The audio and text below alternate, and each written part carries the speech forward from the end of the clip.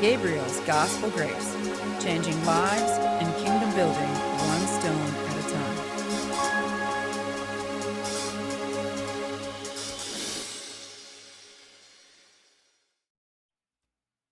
Well, good evening to you, and welcome to another episode of Tuesday, where we have a married couple come and share their life with us and all the wisdom they have to share, especially more so from a Christian perspective. So without any wasting of time, let's bring in a couple that we've already met and people already love them for what they brought to that particular episode. Let's bring in the Crees. Hello, Chris and Lisa. Hey, everybody. Now, we don't need to introduce you this time. I think we went round that round last time. But what have you been up to since we last seen you? It's been almost, it's over a month now. How's life? Well, we're getting ready. We're getting ready to head in your direction. So we've been doing preparations to fly across the Atlantic. And of course, the other thing is I've not even mentioned it on this program yet, but you will be coming to spend some time with us at this ministry. And big things ahead. And hopefully you're going to come and speak and share some of your wisdom and teaching with a few people that gather. And for those watching, the opportunity to come and attend, we'll bring that up in another episode. But please feel free to get in touch and reach out. Well, what about you, Lisa? Because I think last time we spoke, I think there was a birthday party with someone that called Chris Papa, if I remember. Oh, yeah. We had fun with our friends who have 3 little boys. We celebrated Landon's 2nd birthday, which Chris and Landon share the same birthday. So that was a lot of fun. And we've been busy putting things together because we are going to be going to Finland first. We're going to Germany, and then we're coming to Scotland. So we've got lots of ministry time that we're doing in all those places. So putting teaching together and just seeking the Lord for what he would like for the people we're ministering to. So it's a lot of planning to be gone for a month. Yes, they're going to say all these things. They always seem simple when you have the concept of, it'd be great. Let's just go and visit and meet up with some friends and share a bit of testimony and scripture with people. But then before you know it, it becomes a full military operation. But of course, for those viewers who are already watching this, we already know that Chris has that experience in his tool belt. So that's right. Yeah. But here's the question, Chris. Logistics and military, both. But who is actually leading on this mission? Is it you or Lisa who's in the driving seat with regard to organising this campaign? Well, technically, when we get on the roads in Scotland, I will most likely be in the driver's seat. Okay. But that's not your question. Your question was organizing.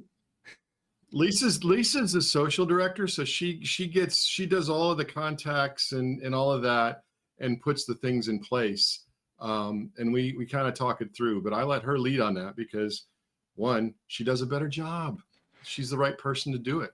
Well, interesting, because when, on the back of the previous episode, I mean, Lisa is literally mission control. She's the one with all the data, the route, the navigation, and you're the pilot. So it's almost like you were destined to have this kind of relationship. I found that what we found as a couple is Chris is like big to small. I'm more small to big. So we're going to go, this is the dates we're leaving, and here are the dates will be here, and here are the dates will be here. So after that, then we have to dissect it out and figure out, okay, what are we ministering on, in Finland? What does those 5 days look like?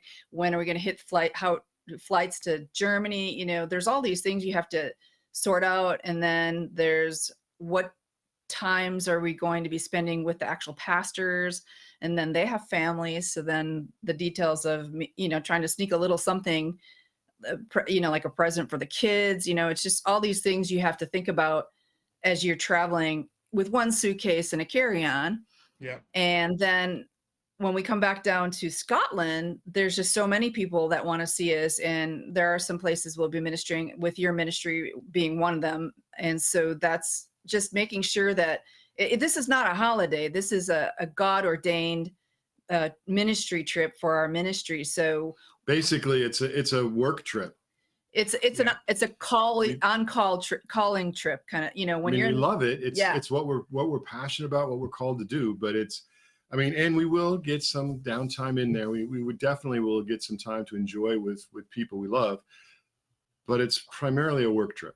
Yeah, a lot of people are like, "Oh, you're going." No, we're not like doing a cruise. We're we will have a day or two here and a day or two there where we might be able to catch some sites and spend, have lunch with the hosts and things like that. But for the most part, we really feel the Lord is just calling us back. He said, it's just going to look different how you're ministering, going back and forth. So we just know he's got plans for the future, but we're also know I was praying this morning for what word did the Lord want us to bring to the people where we're going, and that it would be him speaking and they would be hearing. And sometimes even when we teach things and people come up to us and say, oh, when you taught about this, and we're like, we never taught about that, but the Holy Spirit lets them hear that because that's what they need.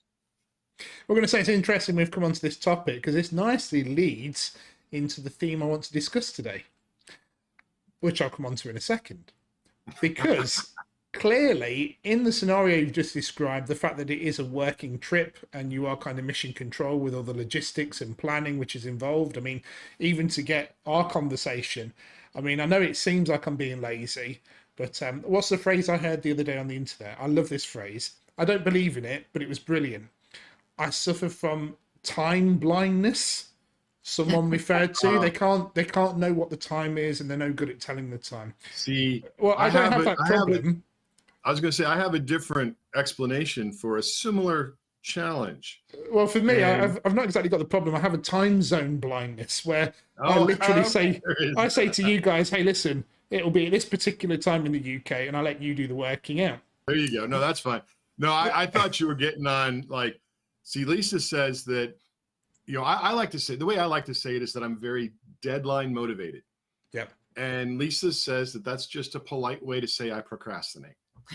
Well, this is now leading into my point, though. But with all of this stuff, and even on the journey and the trip, there's going to be tense moments, not because of yourselves, but because of, baggage getting lost, timing delays. We're talking about timing being an issue. And that causes a lot of stress and tension for people. Now, obviously, you're married. We know this. But the topic of today is friendship. Now, I'm guessing that plays a major part in organising this and also implementing it as a mission. I mean, I know obviously from a military point of view, I don't think that's a scenario where you're just colleagues. I think the whole point is when you're in the military, you become family and you become closer than friends. Mm. So friendship clearly has to play a role in other parts of our life. It's not just a status on Facebook. Mm-hmm. So friendship is the theme, and I think we'll start with that. How in these tense situations, I'm sure you've had similar ones before with your travels, is friendship the key that holds you guys together beyond obviously your faith and relationship with Christ? That's a good question. I would say yes. I would say we have had to work on that a lot. As you become more familiar with your spouse, there are things sometimes that come out of my mouth. I would never say it that way to you, Gabe. And you're like, why am I talking to him this way? Yeah. And I'm not going to speak for you, but there are times I'm going, why would he even say that like that to me? Because he wouldn't say that to Gabe that way. Yeah. And so those are areas we are still working on, because you can be tired, you can be hungry, frustrated, your flesh is screaming, and then you make excuses for yourself. And international travel just really is a good way to squeeze that toothpaste tube. And you want to be careful what you let out, because you can't get it back in the tube. And that's where expectations sometimes have to be managed. Like you have to ask the Holy Spirit, help me manage these expectations, because I know, like the travel over, we always put in a day or and a half at least once we get there to make sure we're on the right sleeping pattern and that we've gotten hydrated and we're not just jumping into something the minute we land on the ground. Yeah, we know a great many ministers that literally they get off the plane and go right to a church and start ministering. And that's not us. Yeah, my philosophy has always been that less is more. Mm-hmm. And so we have a very busy trip coming in, but we deliberately build in margin so that we can be at our best when we are called to do the ministry part, to do the actual reason we're there. We want to be able to give it our all. and not be ministering out of our flesh that's tired or hungry or dehydrated or whatever. Yeah. And that requires discipline to not say yes to everything. And that can be a challenge. Yeah. And just as friends, one of the things both Chris and I are walking through together, and it wasn't necessarily our goal to walk through this together, but we're really realizing that we are going back to our first love with the Father and reestablishing our friendship with him and Jesus. And that's been a real current theme for the last 6 months for us. Yeah, I don't know that I'd say reestablishing. I would say strengthening. Reinforcing. Yeah. Yeah. Reinforcing. Yeah. That's a better word. Yeah. To another place. Yeah. I'm going to say when I used to give coaching advice for relationships, and people were telling me how they'd go on dates and they met the perfect man, and then it'd all be a disaster when they start formally going out and being a couple.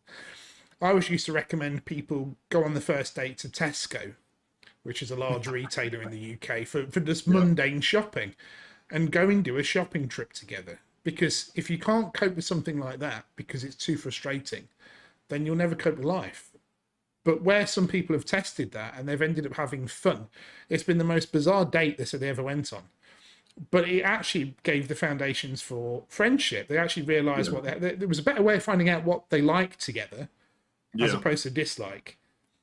And I'm going to say, I think this is the point. Friendship is not always about getting on together and enjoying time together. There is a level of tolerance and acceptance, I think, has to come within friendships.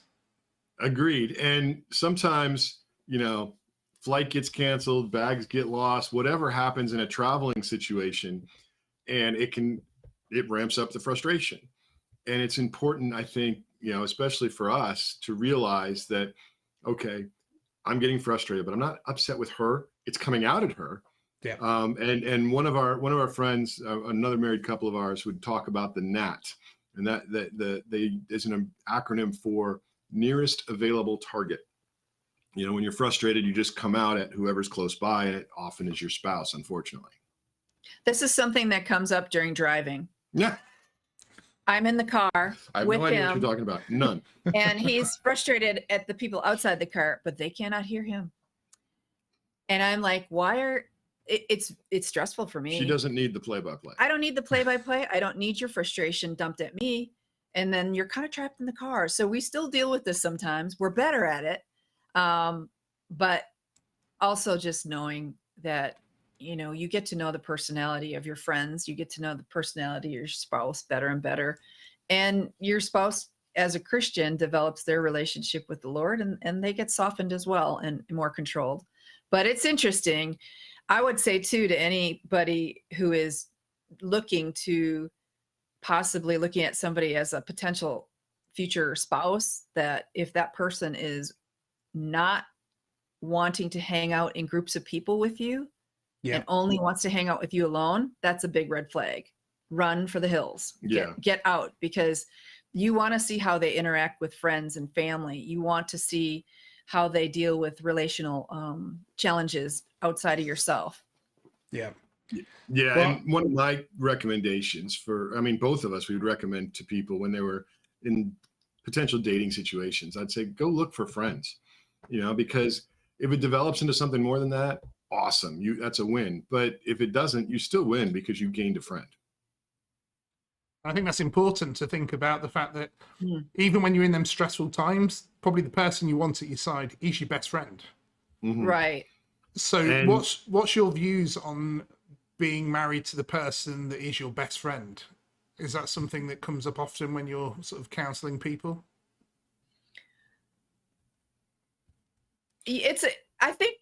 First of all, I think people have to remember that they're unique. Chris and I are unique individuals, and we're unique as a couple. And we're very different from one another. And we are different from one another. However, where other people where I've gotten in trouble, and I can give this counsel to other people, is that if you're comparing yourself to other people as a couple, you're going to lose. Because God put you together for a reason, and he wants your unique strengths and weaknesses to help uphold each other and help move forward with his plans for you. An example of that is in Bible college, we had some friends, and Lisa looked at their marriage and how they did things, and she thought that was the expectation for how we were supposed to relate to one another as husband and wife. And the reality is, we were very different people from them. We were a different couple from them. Our marriage looks a little different than them. And we get in trouble when we start comparing ourselves to other people instead of looking to Jesus, looking to God, and letting him determine, our standards. And so once Lisa realized that, it really helped, because that put some awkward pressure on our marriage for a few things because of that too. I would say too, Gabe, about being your best friend. Yeah, Chris is my best friend. He's my number one. He's my husband. He's my second husband. My first husband's Jesus. So he's my husband.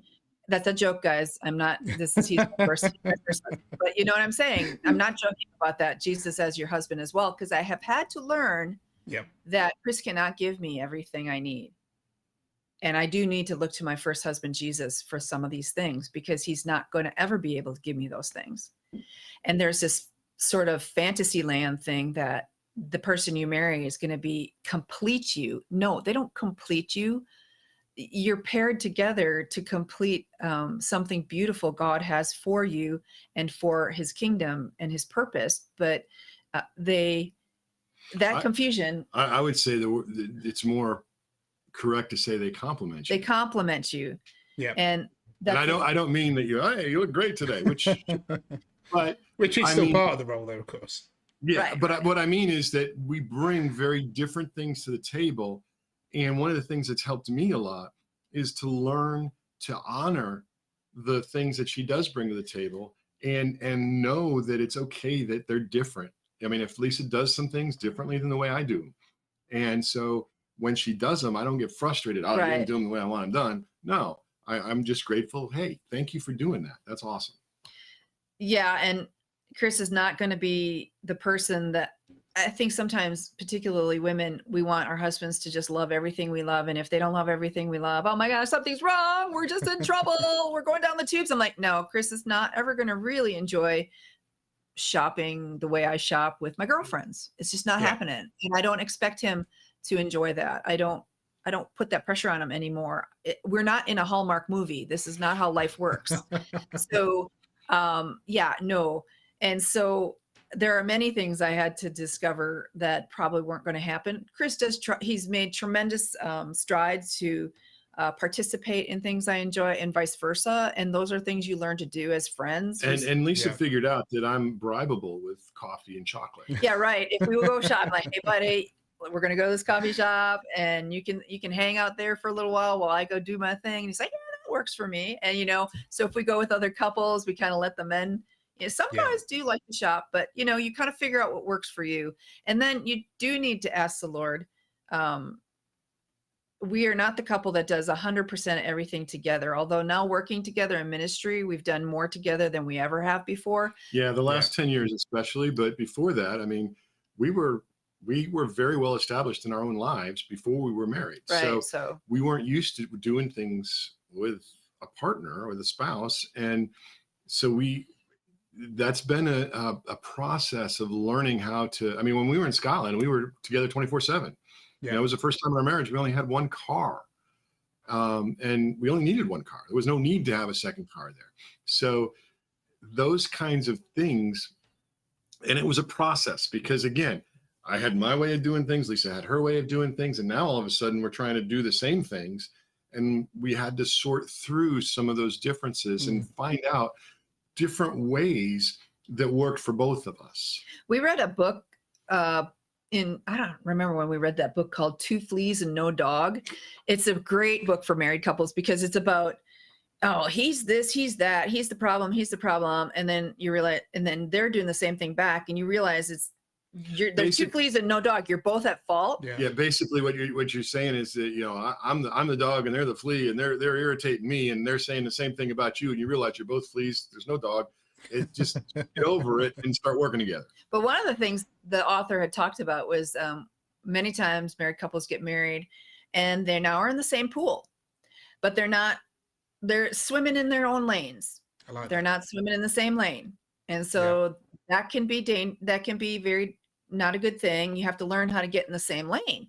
But then there's this point where you're in the same lane, but you need to get in the canoe together. So then now you got to get in the canoe together. Well, now you may be in the canoe together, but you're still paddling in the wrong direction. Different directions. Yeah. So then learning how to paddle in the same direction. So it's a process and a journey, learning that these are steps that have to take place to bring you more together. You're one flesh, but operating as that one flesh and moving into the things the Lord has for you.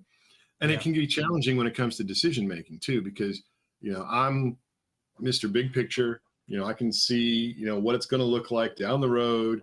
I mean, the example I use is, if we're looking at a mountain that's covered with trees, I'm like, this is going to be amazing. It's going to be clear of trees and we're going to level it out and it's going to be amazing. And Lisa's like, that's good, Chris, cut down this tree. Right.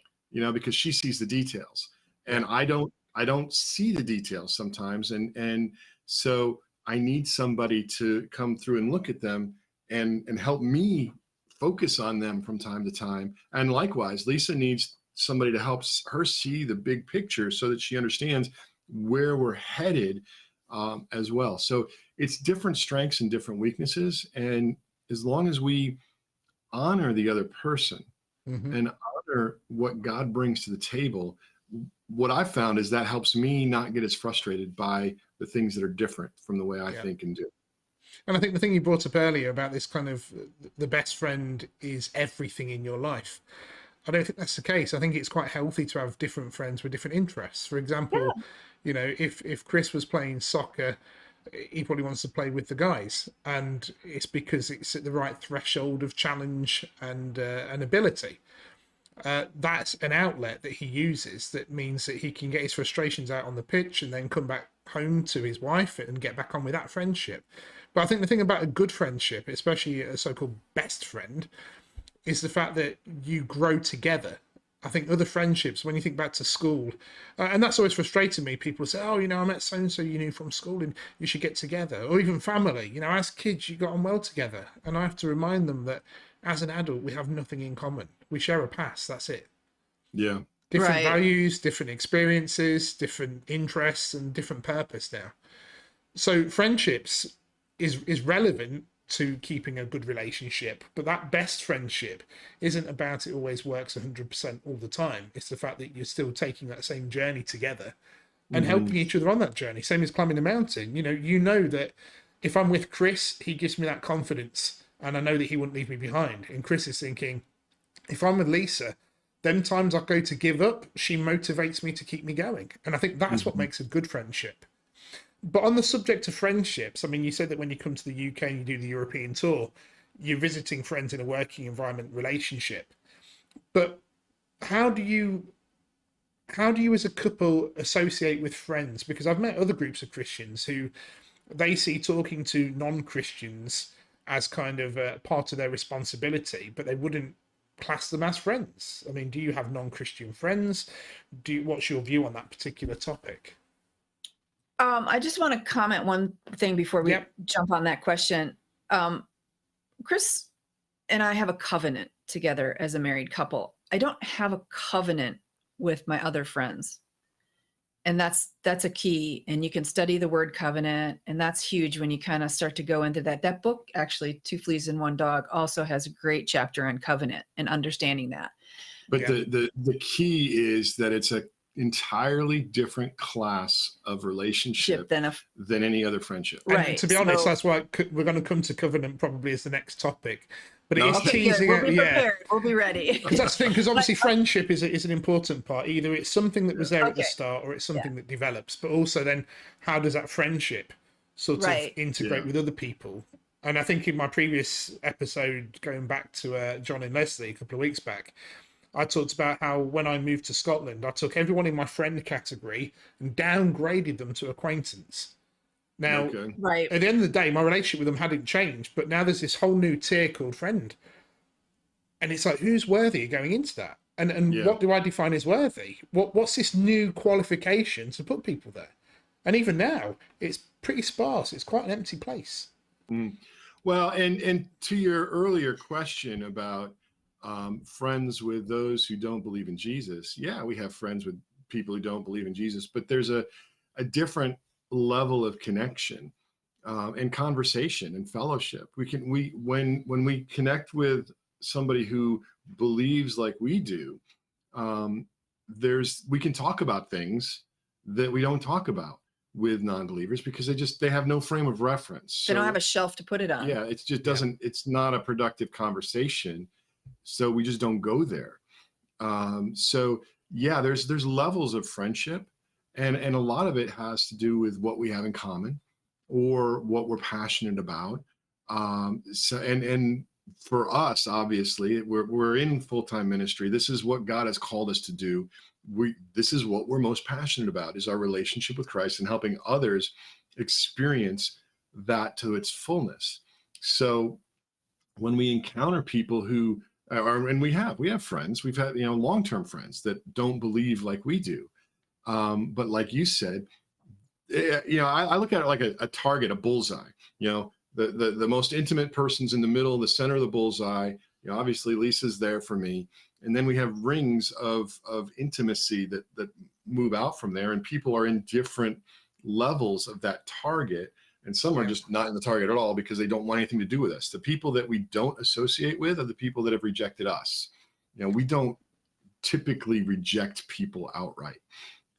But we appreciate that there's probably 20% of the world that doesn't like you no matter what you do. Yeah. It's just the way it is. So they're not going to be on our target. But everybody else is in there in some level, but there's going to be varying levels of intimacy depending on all those other factors. Jesus did that. He had the Father and him, and then the 3, and then the 12, and then that went out. Well, and then the 70. The 70. And then the masses. And then the masses. So that's kind of how and the people works. That weren't in were kind of the Pharisees and Sadducees, that he had nothing nice to say about. And that's something. Go on. Sorry. Dave. For me, I'm an extrovert, and I'm always like, let's gather the masses, and I want, the Lord kind of showed me this. He said, you want the snowball to just get bigger and bigger and keep packing more snow on it. With friendships. With friendships. He goes, you can't do that, honey. Some of the snow's got to melt off. You have only so much capacity. And there are people that I divinely have appointed for you to be in friendship and kingdom friendship with. Yeah. And if you're trying to keep everybody together and communicate with everybody, it's impossible. You're just not going to have those relationships that are going to be effective and meaningful and life-giving. And so I had to really be okay with that, where Chris is more introverted and more of a loner, an only child. And I am engaged with the person that's in front of me, and my brain just doesn't think about what's not in front of me typically. Yeah. When it comes to people, and that is not something that, I'm working, I'm kind of moving in the direction of becoming more aware and more reaching out, but that's just not my natural bent. I have to peek in sometimes and go, hello, I'm here, because he can be very into whatever he's doing. I get a little project focus. Yeah, you're like, hello. But so that's really, different personalities again, wired differently, and not trying to, I didn't marry a person that was exactly like me. That would be horrid in the long term, because we'd be, competing. But sometimes it is difficult because you want the other person to get you and sometimes be like you when you want them to, and they're not. Yeah. We're going to say, I'm going to come on to the final little question on the back of what you just said. But just for those who are viewing on the previous topic we've just been speaking about, when it comes to being a Christian and being born again and saving people, God's playing the long game. And I'm always kind of preaching patience and long suffering is probably the biggest tool that Christians should be using. We should have that gift within us. Even this week, I've had someone I've known literally my whole life who's going through some medical problems, and all of a sudden questions are being asked. More importantly, though, they're asking me because they've known me the longest. And what's interesting is even the opening phrase, and I think most of us will laugh and agree with this, is,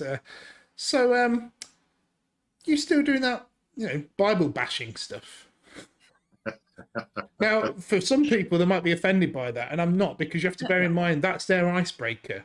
Yeah. That's their way of trying to come in with an awkward question. See, I recognize that's their awkwardness, not mine.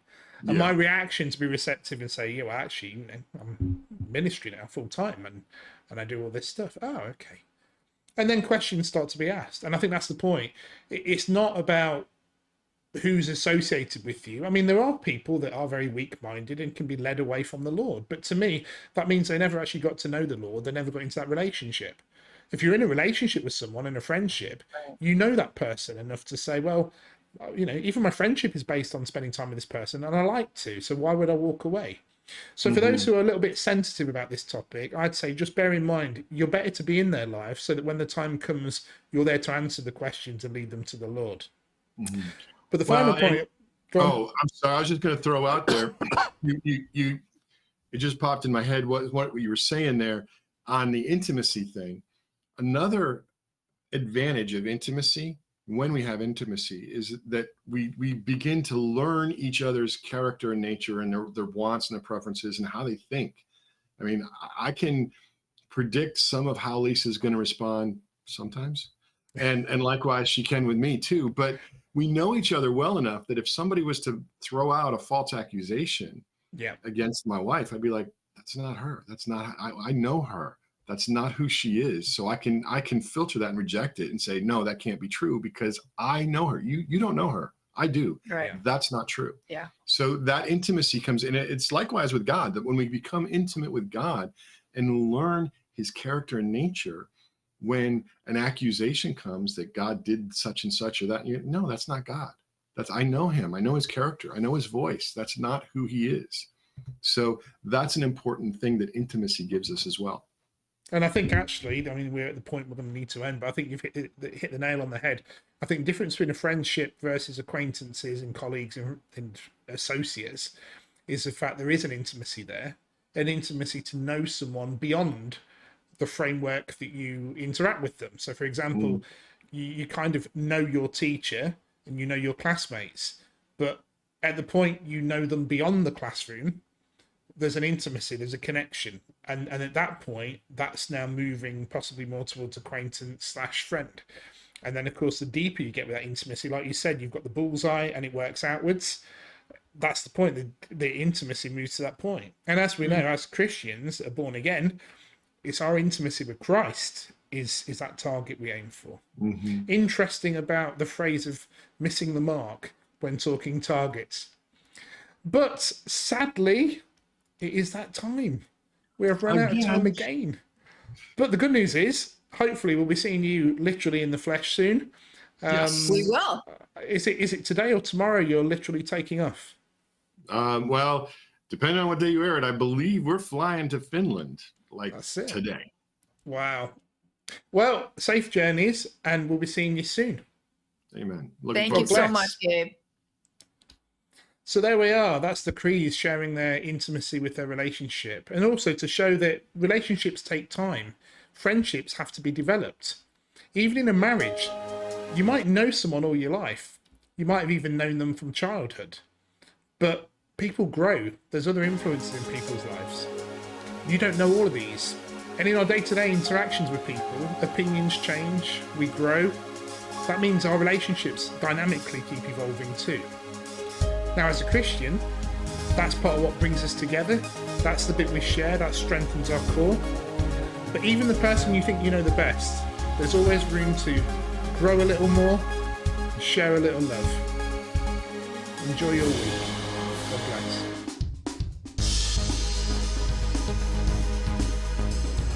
If you were blessed by this video, why not give it a like? Also, subscribe to this channel and hit the bell icon to be notified of future videos.